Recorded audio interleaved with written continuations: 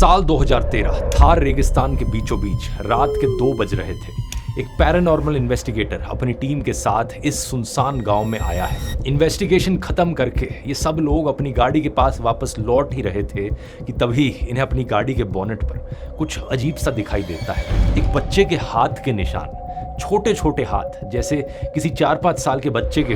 धूल में ये साफ दिखाई दे रहे थे, लेकिन कुछ ही मिनट पहले यहाँ पर कोई निशान नहीं थे। हैरानी की बात यह थी कि यहाँ पर कोई बच्चा नहीं था। इनफैक्ट इस पूरे गांव में कोई इंसान भी नहीं था। पिछले 200 सालों से इस गांव में कोई इंसान नहीं रहा है। ये लोग आसपास देखने लगे कि तभी एक के बाद एक नए निशान इनकी आंखों के सामने बनते गए। जब इन्होंने जर्नलिस्ट को बुलाया तो उनकी गाड़ी पर भी ऐसे ही निशान छपने लगे।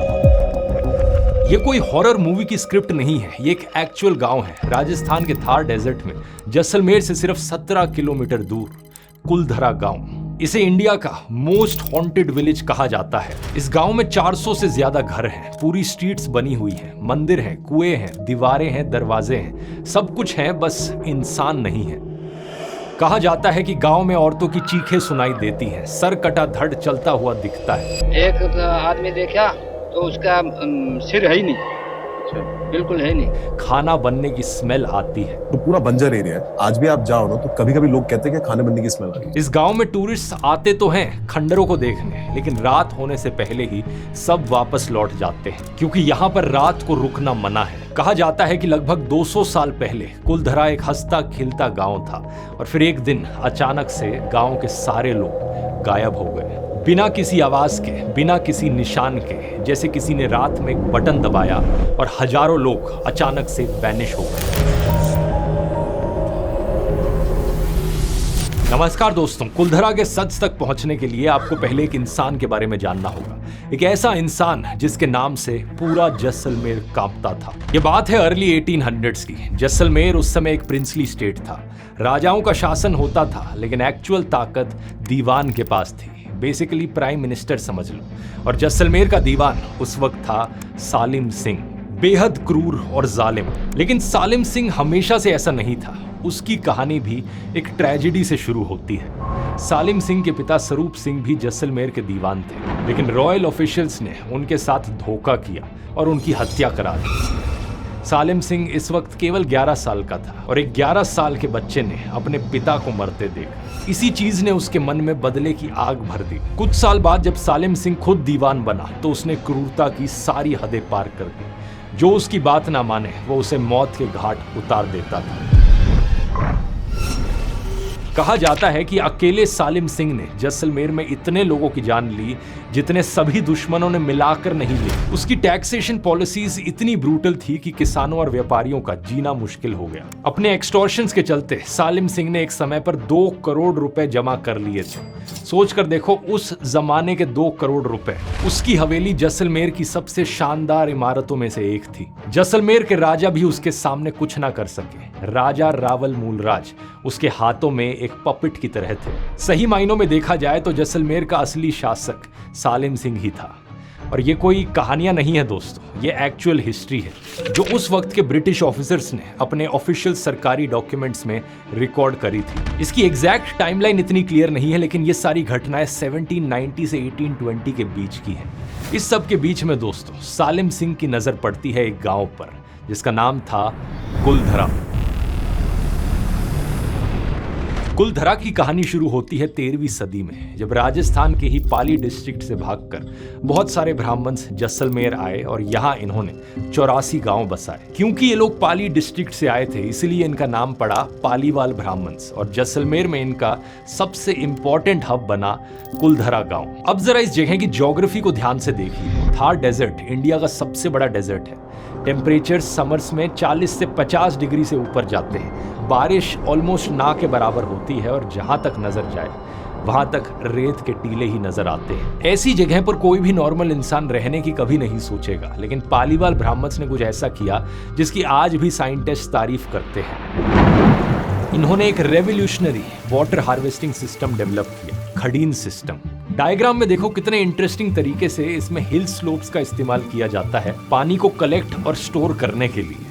इस हद तक कि रेगिस्तान का रेत भी उपजाऊ जमीन में बदल जाता है। बारिश के समय में यहाँ इस एरिया में पानी कलेक्ट किया जाता है और धीरे धीरे अगले कुछ महीनों में ये नीचे सीप होते रहता है। जब तक सर्दियों का मौसम आता है और ऊपर का पानी इवेपोरेट हो जाता है, तब तक ये जमीन इतनी न्यूट्रिएंट रिच हो जाती है कि यहाँ पर फसलें उगाई जा सकती हैं। ये कुछ ऐसा ही था जैसे कि कोई सहारा डेजर्ट में राइस फार्मिंग करने लग जाए। इस सिस्टम की मदद से रेगिस्तान के बीचों बीच कुलधरा के लोग साल में 2 फसलें उगाते थे। और सिर्फ खेती ही नहीं, पालीवाल ब्राह्मण ट्रेड और बैंकिंग में भी एक्सपर्ट थे। कुलधरा जैसलमेर और सिंध के ट्रेड रूट पर आता था तो पूरे राज्य का ट्रेड उनके हाथों से होकर गुजरता था। नतीजा ये कि जहां पर कुछ नहीं होना चाहिए था, वहां पर इन्होंने एक ऐसी सिविलाइजेशन खड़ी करी कि एक समय पर कुलधरा जैसलमेर सिटी से ज्यादा प्रॉस्परस था। इन पालीवाल ब्राह्मण्स के पास जैसलमेर के राजाओं से भी ज्यादा दौलत थी। अब सवाल ये उठता है कि एक ऐसी जगह जहां पर इतनी दौलत थी, फर्टाइल जमीन थी, इतनी स्ट्रॉन्ग कम्युनिटी थी,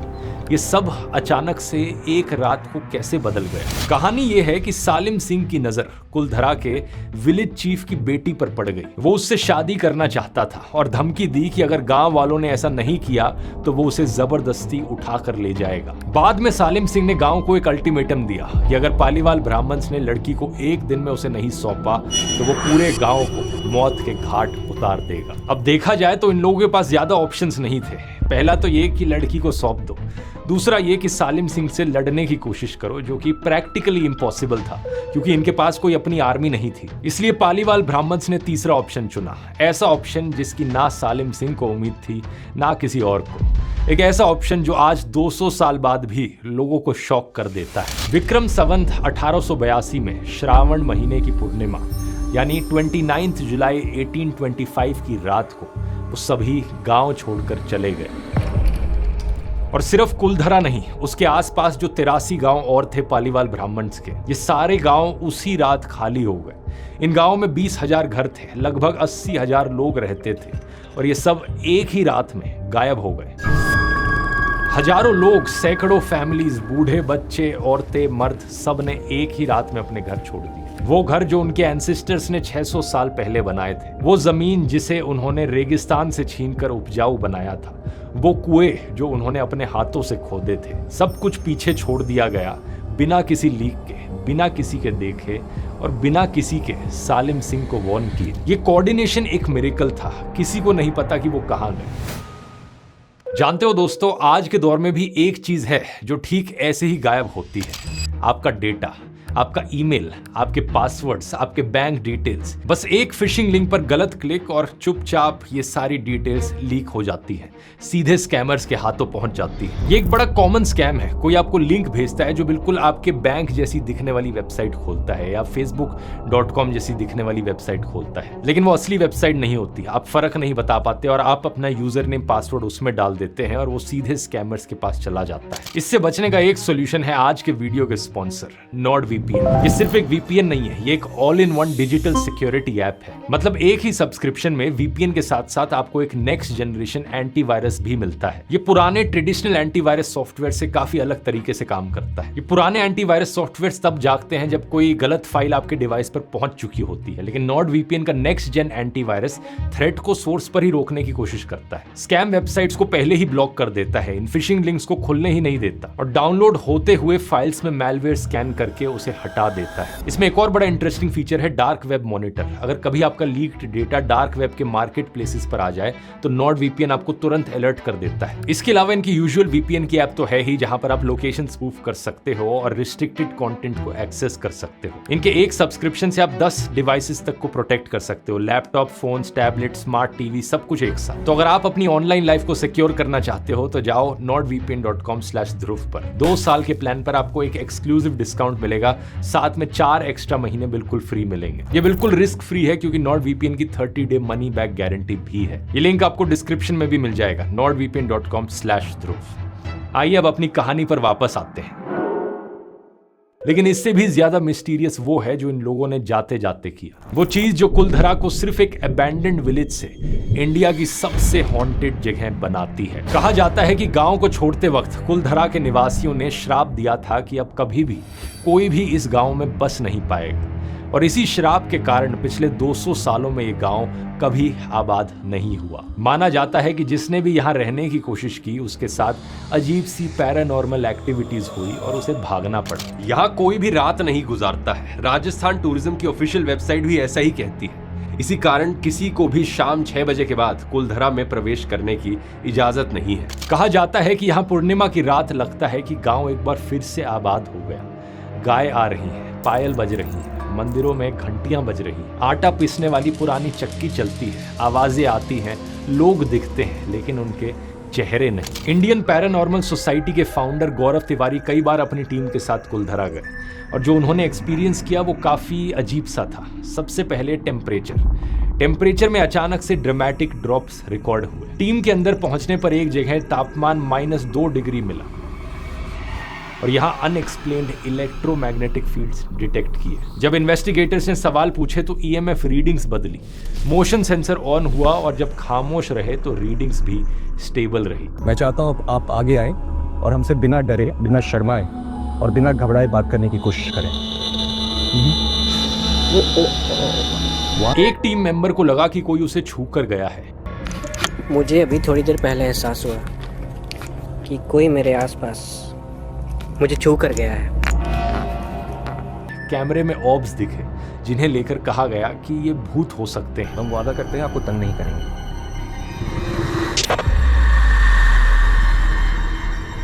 सीसीटीवी कैमरा में कुछ दिखा लेकिन जब गौरव इसे देखने पहुंचे तो कैमरा बंद हो गया। एक बार तो कैमरा पर एक परछाई जैसी कुछ चीज भी दिखी लेकिन जब रिवाइंड करके इसे वापस देखने की कोशिश की तो सारा सिस्टम क्रैश हो गया।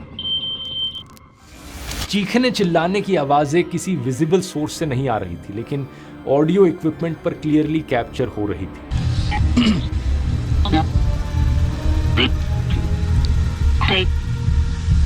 मैंने मन में जो बोला था उसका आंसर आ गया। और यहीं पर वो घटना भी होती है जिसकी मैंने वीडियो के शुरू में बात करी थी। वहां खड़ी गाड़ियों पर अचानक से बच्चों के हैंडप्रिंट्स दिखने लगते हैं। एक ऐसे सुनसान गांव में जहां कोई इंसान नहीं रहता, कोई बच्चा नहीं रहता। गौरव तिवारी ने अपनी फाइंडिंग्स को समराइज करते हुए कहा कि उन्होंने ऐसी सिग्निफिकेंट एनोमलीज कलेक्ट की जो सजेस्ट करती हैं कि कुलधरा में कुछ ऐसा हो रहा है जिसे सिंपल साइंटिफिक थ्योरी से एक्सप्लेन नहीं किया जा सकता। अब सवाल यह है दोस्तों कि आखिर क्या है इसकी सच्चाई। अगर आपको याद हो भानगढ़ फोर्ट वाले वीडियो में भी ऐसी ही कहानियां मैंने आपको बताई थी कि कहा जाता है कि वहां पर भी श्राप के कारण वो भूतिया फोर्ट है। लेकिन भानगढ़ और कुलधरा में एक इंपॉर्टेंट डिफरेंस है। भानगढ़ की जो कहानी थी उसमें जितने भी कैरेक्टर्स निकले वो सारे फिक्शनल कैरेक्टर्स थे, असली कहानियां नहीं थी। मगर कुलधरा की कहानी में जो कैरेक्टर्स हैं वो असली हैं, उनका एक्चुअल हिस्टोरिकल रिकॉर्ड एग्जिस्ट करता है। दीवान सालिम सिंह रियल में था। गैजेटर ऑफ द जैसलमेर स्टेट में साफ लिखा है कि सालिम सिंह ने अपनी एट्रोशियस पॉलिसीज से पालीवाल ब्राह्मण्स को जैसलमेर स्टेट से भगा दिया। ये ब्रिटिश ऑफिसर्स के शब्द हैं जो उस वक्त के ऑफिशियल सरकारी डॉक्यूमेंट्स में रिकॉर्डेड हैं। पालीवाल ब्राह्मण्स की कहानी भी असली है, जो उन पर अत्याचार हुआ वो भी सच है। बस एक चीज है इस पूरी कहानी में जिसका कोई हिस्टोरिकल प्रूफ एग्जिस्ट नहीं करता, वो विलेज चीफ की बेटी वाली कहानी। किसी भी किताब, डॉक्यूमेंट, शिलालेख या रॉयल डिक्री में ऐसी किसी भी कहानी का जिक्र नहीं किया गया है। कहानी का ये स्पेसिफिक हिस्सा एक फोकलोर है।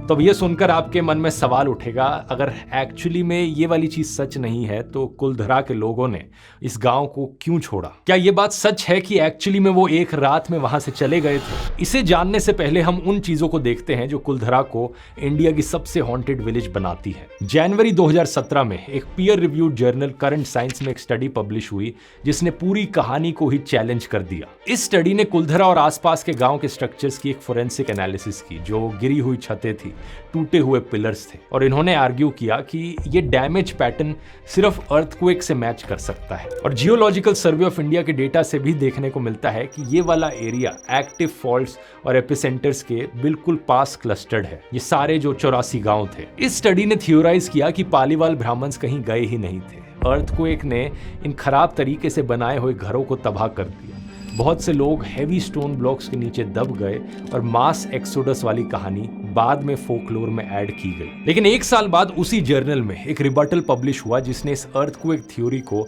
सिस्टमैटिकली तोड़कर रख दिया। इस पेपर में बताया गया कि अर्थक्वेक थ्योरी में सबसे बड़ी प्रॉब्लम यह है कि माइग्रेशन के टाइम पीरियड 1825 के आसपास कोई अर्थक्वेक रिकॉर्ड ही नहीं किया गया था। जैसलमेर में एक अर्थक्वेक 16 जून 1819 में आया था, यानी माइग्रेशन से 6 साल पहले, और अगला वाला 4 अप्रैल 1905 में आया, माइग्रेशन के 80 साल बाद। तो अगर अर्थक्वेक से लोग मरे तो ये अर्थक्वेक आया कब? दूसरा, अगर अर्थक्वेक आया था तो आसपास के नॉन पालीवाल गांव को भी डैमेज होना चाहिए था, लेकिन किसी भी नेबरिंग विलेज में ऐसा डेविस्टेशन रिपोर्ट नहीं किया गया है। अर्थक्वेक्स कभी सेलेक्टिव नहीं होते कि इसका असर इसी गांव पर पड़ेगा, औरों पर नहीं होगा। तीसरा और सबसे ज्यादा कन्विंसिंग आर्गुमेंट यह है कि कुलधरा की दीवारें आज भी एक दूसरे के कांटेक्ट में हैं। अगर इतना भयानक अर्थक्वेक सही में आया होता तो इन दीवारों में क्रैक्स दिखते, गैप्स बनते, लेकिन ये दीवारें आज भी अलाइंड हैं। इस पेपर ने कंक्लूड किया कि अर्थक्वेक्स ने बाद में स्ट्रक्चर्स को जरूर डैमेज किया होगा, लेकिन अचानक से लोगों का गांव छोड़कर जाना, उसके पीछे वजह अर्थक्वेक्स नहीं हो सकते। तो सवाल यह है कि फिर आखिर क्या था कारण? यहां पर एक ऐसा फैक्टर है जिस पर ऑलमोस्ट सब एग्री करते हैं, वाटर क्राइसिस। कुलधरा की प्रॉस्पेरिटी की फाउंडेशन थी पानी। रेगिस्तान में फार्मिंग, ट्रेड, बैंकिंग, ये सब इसीलिए पॉसिबल था क्योंकि पालीवाल ब्राह्मण्स ने पानी का जुगाड़ कर लिया था। लेकिन सच बात यह थी दोस्तों कि इतना सोफिस्टिकेटेड सिस्टम बनाने के बावजूद भी ये सिस्टम अल्टीमेटली मॉनसून में हो रही बारिश पर डिपेंड करता था, और थार डेजर्ट में रेनफॉल हमेशा से अनप्रेडिक्टेबल रही है। कुलधरा के पास बहने वाली एक काक नदी है, उस पर लगभग 300 साल पहले ही बांध बना दिया गया था, जिससे वो धीरे धीरे सूख गई। एनजीओ जैसलमेर विकास समिति के सेक्रेटरी प्रकाश व्यास के मुताबिक यही एक बड़ा कारण हो सकता है कि लोगों ने ये जगह क्यों छोड़ी। जब तक नदी थी तब तक ग्राउंड वाटर रिचार्ज होता रहा था, कुएं भरते रहे थे, लेकिन जैसे ही नदी सूख गई तो सब गायब हो गया। अलीगढ़ मुस्लिम यूनिवर्सिटी के प्रोफेसर सैयद अली नदीम रिजावी की रिसर्च बताती है कि 1815 तक कुलधरा के ज्यादातर कुएं सूख चुके थे। कुएं सूखने की वजह से खेती इम्पॉसिबल होती जा रही थी, और इसी वक्त पर सिक्योरिटी की कमी के कारण ट्रेड भी बंद हो चुका था। इसकी वजह से कमाई के सोर्सेज भी कम हो रहे थे, और इस सिचुएशन में कुलधरा, जो जैसलमेर से भी ज्यादा वेल्दी था, उसकी यही दौलत उसके लिए खतरा बन गई। ऑथर नंद किशोर शर्मा जैसलमेर के इतिहास पर 40 से ज्यादा किताबें लिख चुके हैं। उनके अनुसार ट्रेड रूट्स बंद होने और नदी के सूखने के बाद सालिम सिंह ने कुलधरा और बाकी गांव के पालीवाल ब्राह्मण से और ज्यादा टैक्स वसूलना शुरू कर दिया। दूसरी तरफ डाकू और लुटेरे भी कुलधरा के लोगों को लूटने लगे। ये लोग गांव की महिलाओं को उठाकर ले जाते और जब तक पैसे नहीं दिए जाते उन्हें बंधक बनाकर रखते। तो एक्चुअली में यही कारण है दोस्तों, पानी खत्म हो रहा था, कुएं सूख रहे थे, फार्मिंग इम्पॉसिबल होती जा रही थी, और दूसरी तरफ सालिम सिंह की ऑपरेसिव टैक्सेशन और डाकुओं की लूट। इस सब से परेशान होकर ही कुलधरा के लोगों ने गांव छोड़ दिया। इस सब का सबसे बड़ा सबूत है British officer colonel James Tod की 1829 की फेमस किताब Annals and Antiquities of Rajasthan. इसमें उन्होंने अपनी खुद की आंखों से राजस्थान में जो देखा वो लिखा है। जेम्स टॉड ने देखा कि इस इलाके में लगभग सभी पालीवाल ब्राह्मण्स उस समय वॉलंटरी एग्जाइल में रह रहे थे, क्योंकि अगर वो अपनी जमीन पर वापस लौटते तो सालिम सिंह उनसे